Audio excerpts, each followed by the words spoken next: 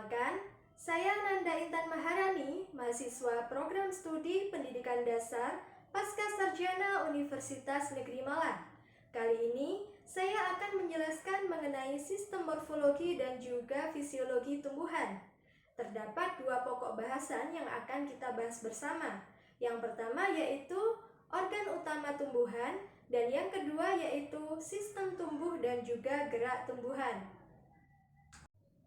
Tumbuhan merupakan organisme multiseluler yang bersifat autotrof atau dapat membuat makanannya sendiri. Karena tumbuhan dapat membuat makanannya sendiri melalui proses fotosintesis, tumbuhan ini berperan sebagai produsen dalam rantai makanan. Nah, apa saja sih organ utama tumbuhan itu? Organ utama tumbuhan terdiri dari akar, batang, dan juga daun. Akar adalah organ yang menjadi jangkar tumbuhan. Terdapat dua tipe akar. Yang pertama yaitu akar tunggang dan yang kedua yaitu akar serabut. Akar tunggang memiliki struktur tunggal dan juga tebal, serta memiliki cabang-cabang akar yang berukuran lebih kecil. Untuk sistem akar serabut, terdiri dari akar-akar kecil yang tumbuh dari titik pusat akar. Fungsi utama dari akar adalah untuk menyerap air dan juga garam mineral yang terlarut di dalam tanah. Dan fungsi yang lainnya adalah sebagai tempat penyimpan makanan pada tumbuhan. Struktur akar. Kita awali dari struktur bagian luar akar. Agar lebih jelas, mari kita lihat gambar berikut ini. Kita mulai dari ujung bagian bawah akar. Di ujung bagian bawah akar terdapat tudung akar atau kalitra. Fungsi dari kalitra ini adalah sebagai pelindung akar. Tepat di atas kalitra terdapat zona meristematik. Sel-sel dalam zona ini terus aktif membelah. Selanjutnya, di atas zona meristematik terdapat zona pemanjangan. Sel-sel dalam zona pemanjangan mengalami pertumbuhan, pemanjangan, dan juga pembesaran. Di atas zona pemanjangan terdapat zona pematangan. Sel-sel dalam zona ini mengalami diferensiasi sehingga menjadi sel dewasa. Struktur bagian dalam akar terdiri atas lapisan epidermis, korteks, endodermis, dan juga silinder pusat. Di dalam silinder pusat ini terdapat perisikkel, xilem, dan juga floem. Susunan xilem pada tumbuhan dikotil seperti bintang, sedangkan susunan xilem dan floem pada tumbuhan monokotil biasanya memiliki untaian yang bergantian. Jenis-jenis akar. Berdasarkan cara hidupnya, tumbuhan memiliki beberapa jenis akar. Yang pertama, ada akar gantung seperti di pohon beringin. Yang kedua, ada akar penggerek atau akar penghisap seperti di tanaman benalu. Lalu yang ketiga, ada akar pelekat seperti di tanaman sirih. Akar pelekat ini berfungsi untuk melekatkan tanaman pada tembok maupun tumbuhan lain. Yang keempat, ada akar nafas seperti di tanaman mangrove jenis Avicenna alba. Dan yang terakhir, ada akar lutut seperti di tanaman mangrove jenis Braguera sp.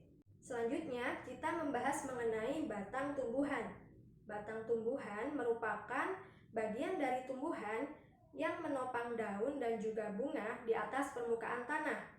Batang ini memiliki jaringan pembuluh yang berfungsi mengangkut air serta garam mineral dan hasil fotosintesis baik dari akar ke daun maupun dari daun ke akar. Bentuk batang ini bermacam-macam, ada yang tipis seperti di tanaman herba dan juga ada yang besar dan berkayu. Beberapa batang diadaptasi menjadi tempat penyimpanan makanan seperti umbi dan juga rimpang. Struktur batang tumbuhan terdiri atas epidermis, korteks, endodermis, dan juga stele. Terdapat perbedaan susunan xilem dan floem antara tumbuhan dikotil dan juga tumbuhan monokotil. Pada tumbuhan dikotil, bundel vaskuler yang berisi xilem dan floem membentuk cincin di korteks. Sedangkan Pada tumbuhan monokotil, bundel vaskuler yang berisi xilem dan floem tersebar pada seluruh batang. Tugas xilem adalah untuk mengangkut air dan juga mineral dari akar menuju daun. Sedangkan tugas floem adalah untuk mengangkut hasil fotosintesis berupa gula dan juga hormon dan zat lainnya. Selanjutnya kita membahas mengenai daun. Daun merupakan salah satu bagian tumbuhan yang sangat penting. Fungsi utama dari daun adalah sebagai tempat berlangsungnya proses fotosintesis dan juga respirasi pada tumbuhan. Daun memiliki ukuran, bentuk, dan juga jenis yang sangat bervariasi, seperti pada daun mangga, daun singkong, daun padi, dan lain sebagainya. Bagian-bagian daun terdiri atas tangkai daun, helai daun, tulang daun, dan juga urat daun. Struktur daun terdiri atas lapisan kutikula atau lapisan lilin sebagai lapisan terluar dari daun, lalu epidermis, mesofil, dan juga epidermis bawah. Pada mesofil terdapat jaringan palisade dan juga jaringan bunga karang. Tempat berlangsungnya fotosintesis biasanya terjadi pada jaringan palisade. Pokok bahasan yang kedua mengenai sistem tumbuh dan gerak pada tumbuhan. Yang pertama, kita akan mempelajari mengenai pertumbuhan dan perkembangan pada tumbuhan. Apa sih pertumbuhan dan perkembangan itu? Pertumbuhan merupakan peristiwa bertambahnya ukuran, baik tinggi, massa, dan volume pada makhluk hidup. Contohnya, pertambahan tinggi batang tanaman. Pertumbuhan ini bersifat irreversibel atau tidak dapat kembali. Lalu selanjutnya, perkembangan adalah proses menuju kedewasaan. Dalam perkembangan, terbentuk struktur dan fungsi organ yang lebih kompleks dan sempurna. Pada tumbuhan berbiji, pertumbuhan dan perkembangan diawali dari perkecambahan. Berdasarkan letak kotyledon pada saat berkecambah, terdapat dua tipe perkecambahan. Yang pertama yaitu perkecambahan epigeal dan yang kedua yaitu perkecambahan hipogeal. Pada perkecambahan epigeal, kotyledon terangkat ke atas permukaan tanah. Sedangkan pada perkecambahan hipogeal, kotyledon tetap berada di dalam tanah. Pada akhir perkecambahan, tumbuhan membentuk akar, batang, dan juga daun yang selanjutnya mengalami pertumbuhan primer maupun pertumbuhan sekunder.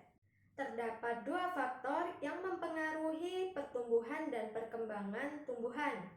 Di antaranya, faktor internal meliputi gen dan hormon, dan faktor eksternal meliputi suhu, cahaya, kelembapan, air, nutrien, oksigen, dan juga tanah. Selanjutnya mengenai gerak tumbuhan. Apa sih gerak tumbuhan itu? Apakah tumbuhan itu bergerak seperti manusia? Berubah posisi? Bahkan bisa berjalan? Wah, bukan seperti itu ya.